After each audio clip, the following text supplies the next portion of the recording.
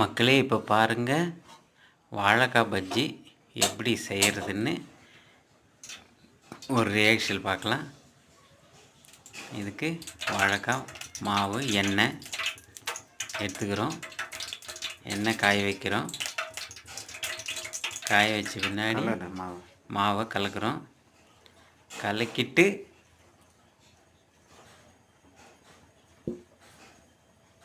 அதில் வாழைக்காயை எடுத்து போடுறோம்.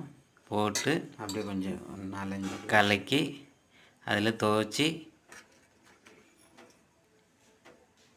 பாருங்கள்.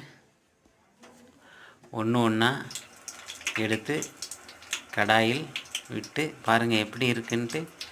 நல்லா செவன்னு விதமாக இருக்குது. அவ்வளோதான் பஜ்ஜி. பார்த்தீங்களா?